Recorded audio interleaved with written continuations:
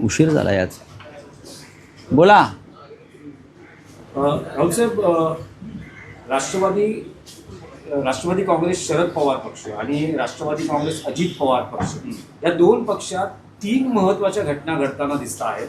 त्यातली पहिली घटना अशी आहे की जयंत पाटील यांनी विधिमंडळ अधिवेशनामध्ये त्यांच्या आमदारांची बैठक घेतली. त्यातले जवळपास 9 आमदार हे अस्वस्थ आहेत आणि त्यांचं म्हणणं आहे की आपण NDA सोबत गेलं पाहिजे. नंबर 1 जयंत पाटलांचं म्हणणं आहे की मी पवारांना हा निरोप देतो. नंबर 1 घटना. नंबर 2 घटना आहे सुनेत्रा पवारांच्या पक्षाध्यक्ष म्हणून फेरनिवडीवर आक्षेप आहे, तसं कायदेशीर पत्र पाठवण्यात आलेलं आहे. मी इतकंच सांगेन,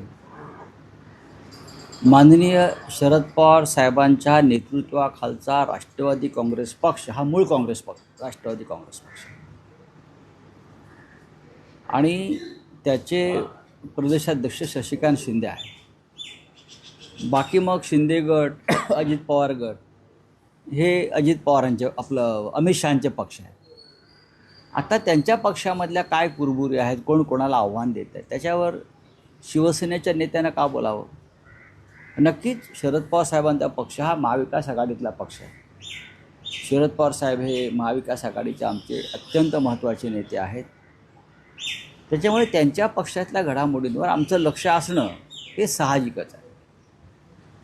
काही दिवसापूर्वी माझं सुप्रियाताई सुळे यांच्याशी बोलणं झालं. त्यांनी इतकंच सांगितलं की जे काही प्रसिद्ध होत आहे, जे काही येतं, या सगळ्या अफवा आहेत. या सर्व अफवा आहेत. अर्थात सगळेच पक्ष यावेळेला अडचणीतून प्रवास करत आहेत. शिवसेनेपुढे अडचणी आहेत, शरद पवार साहेबांपुढे अडचणी आहेत, सुनेत्रा पवार जो गट सांभाळत आहेत त्यांच्यासमोर अडचणी आहेत. इतकंच कशाला, मिंदे गटामध्ये अडचणी आहेत, भाजपात अडचणी आहेत. आणि जो तो आपापल्या, कोणाकडे प्रचंड बहुमत असलं म्हणजे त्या पक्षात अडचणी नाहीत असं म्हणता येणार नाही. आहेत ना, दिल्लीमध्ये अडचणी सुरू आहेत. आम्ही आमच्या पक्षापुरतं बोलू. उद्धव ठाकरे माननीय शिवसेना पक्षप्रमुख यांच्या नेतृत्वाखाली आमचा मार्ग कसा व्यवस्थित होईल आणि आम्ही पुढे जाऊ याच्यावरती आम्ही काम करू. आणि माननीय शरद पवार साहेब हे महाविकास आघाडीतले महत्त्वाचे नेते आहेत आणि त्यांच्या पक्षातल्या अडचणी दूर करायला ते समर्थ आहेत, एवढंच मी सांगतो. अडचणी या निर्माण केल्या जात आहेत बाह्य शक्तींकडून. जसं पूर्वी भारतामध्ये काही घडलं की परकीय हात आहे असं म्हटलं जायचं, तसं या प्रत्येक अडचणीमागे विरोधी पक्षातल्या एक बाह्य शक्ती आहे. ती बाह्य शक्ती म्हणजे मोदी शहांची. त्यांना कोणीही या देशातल्या प्रादेशिक पक्षामध्ये स्थैर्य यावं, नीट काम व्हावं, विरोधी पक्षाची भूमिका नीट बजावावी असं त्यांना वाटत नाही. याच विषयातला आणखी एक प्रश्न असा आहे की मध्यंतरीच्या काळात जयंत पाटील आणि विनोद तावडे यांची एका हॉटेलमध्ये बैठक झाली होती किंवा भेट झाली होती. त्यानंतर असं कळतं आहे की आता जयंत पाटील यांच्याकडे त्यांच्या पक्षातल्या आमदारांनी काही त्यांची कैफियत असेल, उदाहरणार्थ निधी असेल, सत्ता असेल, या संदर्भातली आपली मतं मांडली आहेत आणि जयंत पाटील हे शरद पवारांकडे आमदारांची भूमिका मांडली. जयंतराव पाटील हे शाहू फुले आंबेडकर यांच्या विचाराच्या भूमिकेत काम करणारे नेते आहेत. त्यांच्यावर यशवंतराव चव्हाणांच्या विचारांचाही पगडा आहे. ते ज्या भागातून येतात तो एक क्रांतिकारकांचा आणि स्वातंत्र्य चळवळीतला मोठा भाग आहे आणि जयंतराव त्याच पुष्टीत तयार झालेले आहेत. जातीय आणि धार्मिक धर्मांध शक्तींच्या बरोबर जयंतराव जातील असं त्यांच्या शत्रूंनाही वाटणार नाही. आणि जयंतराव पाटलांकडे जी क्षमता आहे कामाची, ते आता जे कोणी आहेत विधिमंडळात त्यांच्यापेक्षा खूप उच्च क्षमता. त्याच्यामुळे हे कुठल्या एखाद्या गटात वगैरे सामील होऊन ते काय वेगळा विचार करतील. आणि आता RR पाटलांचे चिरंजीव आहेत, स्वतः रोहित पवार आहेत. त्यानंतर असे अनेक आमदार, 10 जरी संख्या 10 असेल तरी त्यांच्यातले बहुसंख्य आमदार हे याच विचाराचे आहेत. शाहू फुले आंबेडकर पुरोगामी विचाराचे आहेत. सर, आणखी एक विषय असा होता की लाडक्या बहिणी जवळपास 92 लाख महिलांची नावं वगळली गेली. जवळपास आकडा 14,000 कोटीचा सांगितला जातोय, 3,500 कोटींचा सांगितला जातोय. म्हणजे कोट्यवधी रुपये ज्या पद्धतीने वाटले 14,000 कोटी रुपये या स्कीममध्ये लाडक्या बहिणींना वितरित करण्यात आल्याचे आकडे प्रसिद्ध झाले. त्याच्यामध्ये जे 92 लाख बोगस लाभार्थी आहेत, हां, बेकायदेशीरपणे त्यांना कोणतीही KYC न करता, त्यांची छाननी न करता, त्याच्यामध्ये 29,000 पुरुष आहेत, 4,500 सरकारी कर्मचारी आहेत, हां, सरकारी पगारे घेतात आणि या स्कीमचा फायदाही घेतला.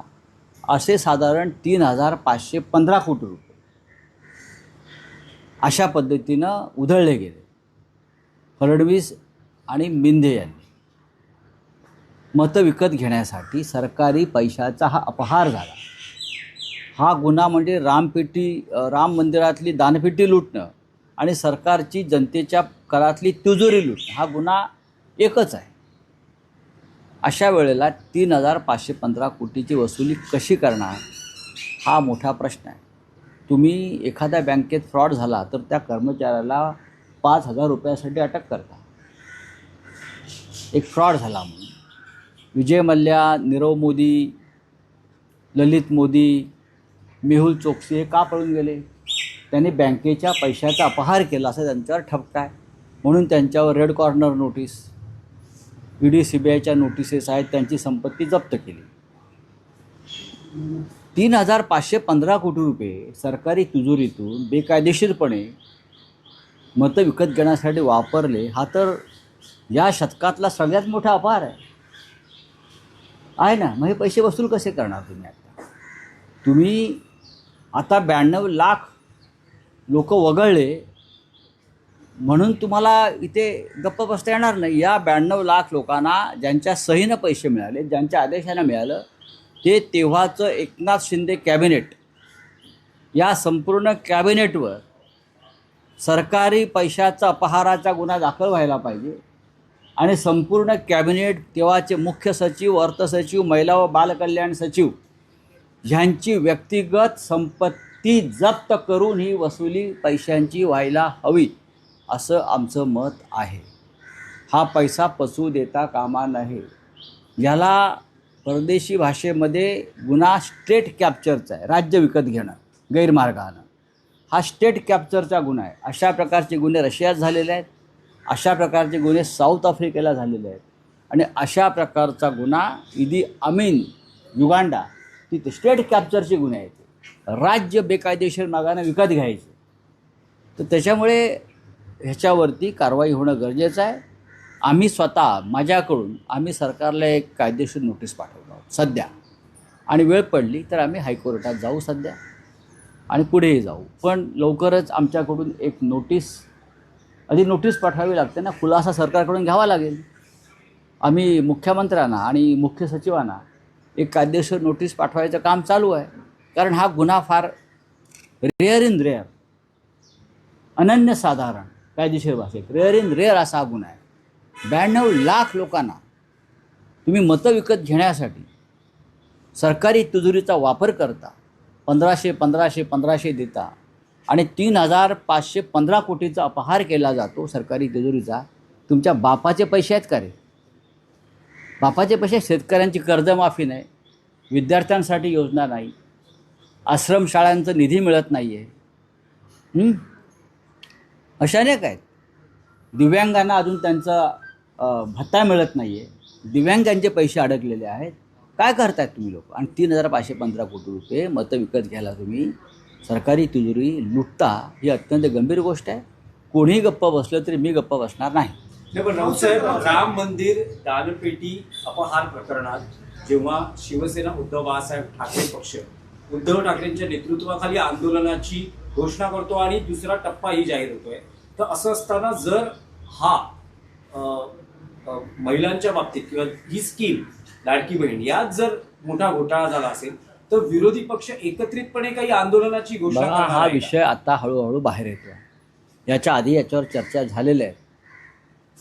मला आश्चर्य वाटतं मीडियाचं आणि वृत्तपत्रांचं. इंडियन एक्सप्रेसनी ही बातमी छापली आहे, पण त्याच्या मराठी भावंडानं छापली नाही. असं हे दबाव मीडियावरती येतात, या प्रकारच्या बातम्या छापल्या जाऊ नयेत. काय चाललं आहे या देशात?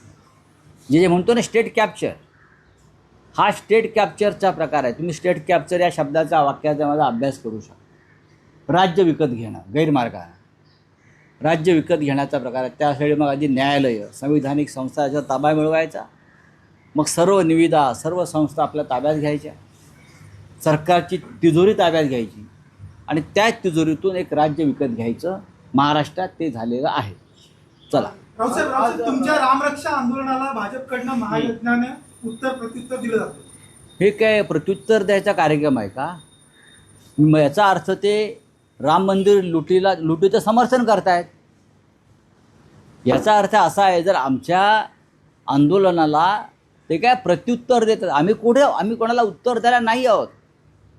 आम्ही रामाची भक्ती दाखवत आहोत की राम मंदिराची दानपेटी किंवा राम मंदिराच्या देणग्या जवळजवळ 12,000 कोटीचा जो अपहार आहे, 550 कोटीच्या देणग्या तर दानपेटीच लुटलेली आहे. त्याच्यावरती आम्ही बोलतो आहोत आणि त्याला प्रत्युत्तर काय देणार? होय आम्ही लुटल्या दानपेट्या म्हणून आम्ही महायज्ञ करतोय, आम्हाला जास्तीत जास्त लूट करता यावी म्हणून. काय मूर्ख लोक आहेत हिंदुत्वाच्या नावानं, भंपक लोक आहेत ते. खरं म्हणजे सरसंघचालक मोहनराव भागवत यांनी या लोकांचं बौद्धिक घेतलं पाहिजे. आम्ही नागपूरला चाललो आहे, आम्ही त्यांना विनंती करू, हे जे कोणी करतायत काय महायज्ञ वगैरे आमच्या विरोधामध्ये, याचा अर्थ तुम्ही अयोध्येतल्या लुटीचं समर्थन करताय भाई. पण रावसाहेब, भाजपवाले म्हणतात की हे रामरक्षा नाही तर उद्धव ठाकरेंचं पक्षाची रक्षा काही असं आंदोलन आहे. असेल, पण आम्ही लढतोय ना दानपेटी लुटीच्या विरोधात. उत्तर द्या ना, लूट झाली आहे का नाही? आता हे मूर्ख असे आहेत. काल राष्ट्रीय स्वयंसेवक संघानं या चोरी आणि लुटीविरुद्ध स्वतः खंत आणि खेद व्यक्त केला आहे. ही लूट समाजाला कलंकित करणार आहे असं म्हटलेलं आहे आणि तुम्ही याचं समर्थन करतायत. आमचं सोडून द्या हो. स्वतः सरसंघचालक, स्वतः दत्तात्रय होसबोले, स्वतः नृपेंद्र मिश्रा ट्रस्टचे अध्यक्ष यांनी म्हणालंय हा कलंक आहे. अशा प्रकारची राम मंदिराच्या दानपेटीतली चोरी हा कलंक आहे असं RSS म्हणत आहे. या मूर्खांना माहीतच नाही अजून. हे नालायक लोक आहेत, दळभद्री लोक आहेत, त्यांना माहीतच नाही की संघ परिवाराची भावना या संदर्भात काय आहे. कारण हे बनावट संघवाले आहेत, हे बनावट हिंदुत्ववादी आहेत ना. यांना काय कळतं आहे? हे यांना फक्त लव जेहाद, अमुक जेहाद, तमुक जेहाद, आमिर खानच्या काय सिनेमावर बहिष्काराचा जेहाद टाका ना जाहीर. Brand ambassador. अरे मग असं आहे की सरकारने कॅबिनेटमध्ये ठराव मंजूर करावा. हिंमत आहे कॅबिनेटमध्ये तुम्ही इतर ठराव करताना हिंदुत्वाचे, आम्ही हिंदुत्व अमुक करणार नाही तमुक करणार नाही. जर एक मंत्री असं म्हणतो आहे याचा अर्थ सरकारची भूमिका आहे. मग कॅबिनेटमध्ये त्यांनी हा ठराव आणावा आणि तो मंजूर करावा आणि राज्यावर त्याची अंमलबजावणी व्हावी की आमिर खानचे सिनेमे पाहू नये. चला हिंदी में काय संपला. रामरक्षा आंदोलनासंदर्भात की ज्या मंदिरात हे आंदोलन घेतलं जाणार आहे किंवा रामरक्षा मानलं जाणार आहे त्या मंदिराने आपल्याशी काही संपर्क साधून काही भूमिका मांडली आहे का? कारण त्यांचं असं म्हणणं की इथे कोणतेही राजकीय आंदोलन आतापर्यंत बरोबर आहे त्यांचं म्हणणं बरोबर आहे. कोणत्याही मंदिरामध्ये राजकीय आंदोलन होऊ नये, ते धार्मिक क्षेत्र हे आम्हाला पूर्णपणे मान्य आहे. आता आम्ही मुंबईतलं आंदोलन काय मंदिरात घेतलेलं आहे, मंदिराच्या बाहेर केलं. मंदिर हे राजकारणाची जागा नाही, भाजपनं केलं आहे. पण अयोध्येचं राम मंदिर हा मात्र राजकीय विषय होऊ शकला भाजपच्या दृष्टीनं. अयोध्येतलं राम मंदिर निर्मिती, प्राणप्रतिष्ठा सोहळा, जे प्रधानमंत्री मोदी पितांबर नेसून उघडे फिरत होते भस्म लावून वगैरे सगळं, तिथे ते होऊ शकतं. पण इतर ठिकाणी मात्र भाजपची भूमिका वेगळी आहे या लोकांची. पण आम्ही हे मान्य करतो, आचारसंहिता, धार्मिक आचारसंहिता मान्य करतो आम्ही. पण अजून आमच्या नागपूरमध्ये मी आज जाणार आहे, 4 दिवस माझा मुक्काम आहे. आमचे इतरसुद्धा नेते तिकडे येत आहेत. अंबादास दानवे पोचतील, आमचे सचिव सूरज चव्हाणसुद्धा येत आहेत. एक 5-25 लोक आम्ही आज जाणारच आहोत. आम्ही अनेक ज्या ठिकाणी आम्ही हे कार्यक्रम करू शकू अशी 5-6 मंदिरं आहेत, त्याच्यात पाहणी करू आणि मग ठरवू. महाराष्ट्राची उपराजधानी आहे, मराठी माणसाची उपराजधानी आहे ना. मग त्याच्यामध्ये मंदिरं आहेत, मंदिरामध्ये शहर नाही आहे ना, शहरामध्ये मंदिर आहे. या मुख्यमंत्र्यांची भेट घेतली. बोला. लाडली बहन योजना में क्या का रिपोर्ट आया है, इस बारे में क्या कहना आपका सर? देखिए, लगभग 1 करोड़ 92 लाख मीन्स लगभग 1 करोड़ ऐसे लोग हैं उसमें जो क्वालिफाई नहीं है उस योजना के लिए. ये लाडली बहन योजना है, लेकिन लगभग 30,000 पुरुषों ने उसका लाभ लिया. सरकार को पता नहीं. सरकारी कर्मचारी है उसमें, गवर्नमेंट सर्वेंट है उसमें हज़ारों की संख्या में, उनको भी पैसा दिया. ये सबसे बड़ा फ्रॉड है. 3,515 करोड़ का ये फ्रॉड है इस योजना में, और सरकार को उसका भुगतान करना पड़ेगा अपनी जेब से. जो कैबिनेट था उस वक्त जिसने ये डिसीजन लिया था, मुख्यमंत्री मिस्टर शिंदे थे, डिप्टी सीएम हमारे देवेंद्र जी थे, और पूरा कैबिनेट, उनकी जिम्मेदारी है. उनकी व्यक्तिगत जो संपत्ति है वो कुर्क करके वो पूरा भुगतान करना चाहिए. नहीं तो हम लोग उनको आज एक लीगल नोटिस भेज रहे हैं सरकार को, और हम कोर्ट में जाएंगे. सर, ये आरएसएस ने खेत बोला हुआ है रामजी की चोरी पे, और बीजेपी हवन कर रही है. सर, इस बारे में बीजेपी हवन इसलिए कर रही है क्योंकि वो चोरी में शामिल है. वो चोरी में शामिल है राम मंदिर के. उनका जो परिवार है पूरा राम मंदिर में बैठा है अयोध्या में, वो पूरे चोरों के सरदार है ये लोग.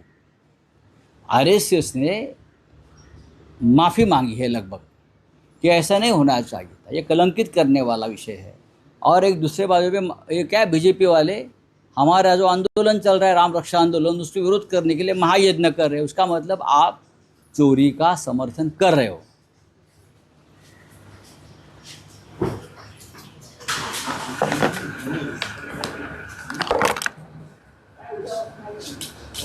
किती दिवस बंद केलं काय